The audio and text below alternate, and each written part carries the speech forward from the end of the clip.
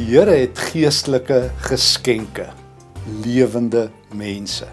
Ons almal weet van geskenke en persente, en as ons 'n persent ontvang, dan moet ons baie gou die geskenkpapier afhaal en die geskenk gebruik volgens hoe dit aan ons gegee is. As ons 'n beker kry, dan moet ons dit volmaak met koffie. As ons 'n mooi boek kry, dan moet ons dit lees. Wel, die Here het lewende geskenke. Kom ek verduidelik. In Efesiërs 4 vertel Paulus daar vanaf vers 7 dat die Here geestelike gawes, charismata, aan sy kerk gee. Maar anderster as in sy vorige briewe, skuif Paulus die klem, waar hy vroeër gesê het, ons elkeen het 'n genadegawe, soos in 1 Korintiërs 12.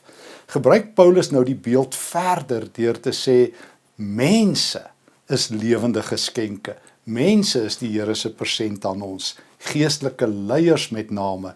Hy vertel dat toe Jesus hemel toe gevaar het hy daar in die hemel besluit om sy aardse kerk te seën.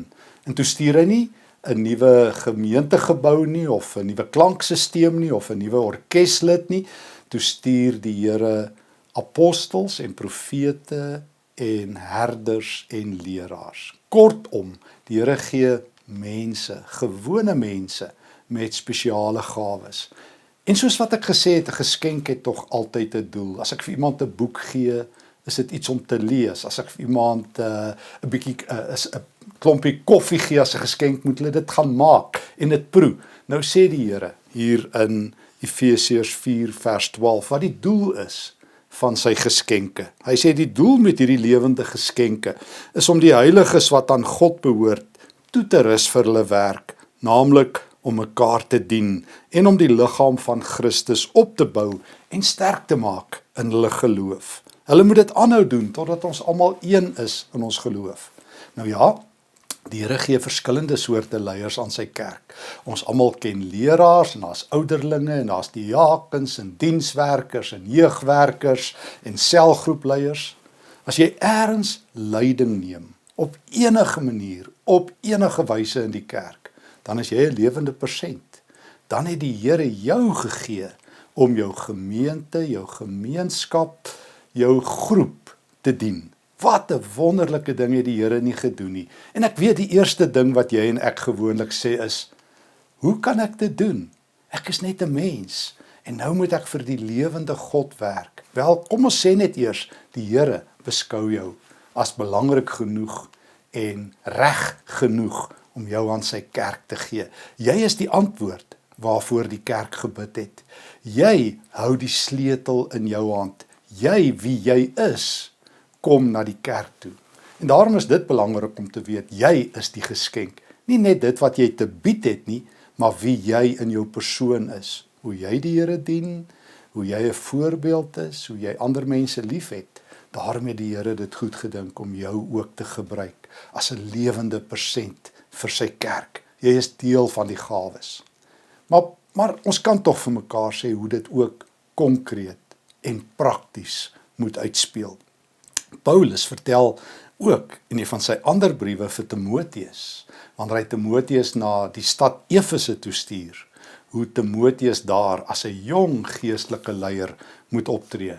En ek wil jou graag bietjie nooi om gou vir 'n oomblik saam met my in 1 Timoteus 4 te luister. Hoe is jy prakties 'n persent vir die Here? Hoe word die geskenkpapier afgehaal en hoe word 'n geestelike leier in enige geestelike leiersrol reg aangewend, van 'n sonndagskoolonderwyser tot by 'n leraar. Paulus sê vir Timoteus in 1 Timoteus 4 vers 12, moenie dat iemand op jou neerkyk omdat jy jonk is nie. Bedoelende, jy hoef nie eers ouer te wees om effektief te wees nie.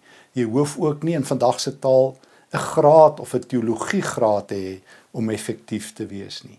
Die Here het jou effektief verklaar wie jy is. Met die bietjie of baie kennis wat jy het, maak nie saak nie. Moenie dat jy sleg voel omdat ander mense dinge beter kan doen nie. Moenie jouself vergelyk nie. Paulus sê, sorg eerder dat jy 'n voorbeeld is vir alle gelowiges.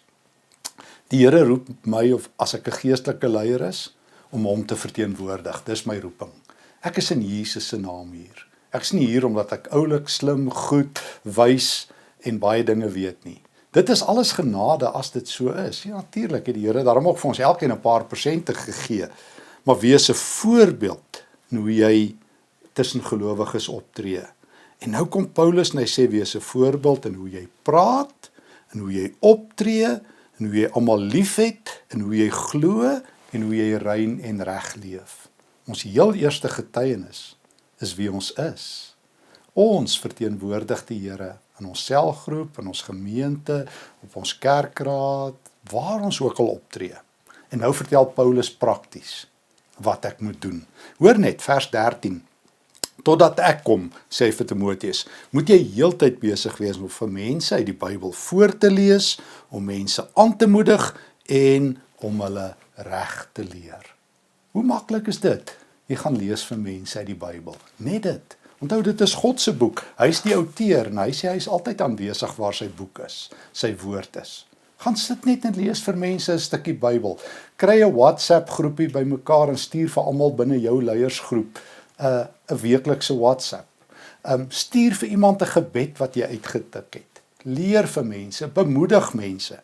Vertel vir mense wat in die Here se diens is, hulle doen goed. Jy dink aan hulle, jy staan hulle by. Gaan vra vir mense wat het hulle nodig en hoe kan jy hulle help op hulle pad saam met die Here. Paulus se woorde is eenvoudig. Moenie skaam wees vir wie jy is nie, jy verteenwoordig die Here. Lees uit die Bybel, bemoedig mense en leer hulle. En dan sluit Paulus hierdie gedeelte af, dan sê hy, moenie daardie spesiale geskenk miskyk wat die Here aan jou gegee het nie. Moenie te gou, te min van jouself dink nie. Wees aan diens, wees effektief, wees net jy, wees die beste jy tussen ander mense. Maar onthou, jou doel is om gelowiges op te bou en toe te rus.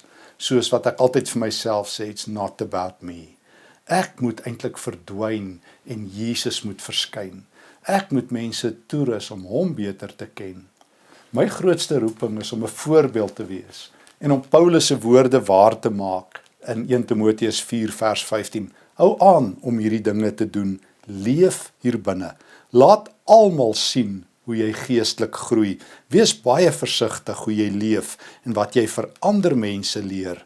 Deur dit te doen sal jy jouself red en almal wat na jou luister.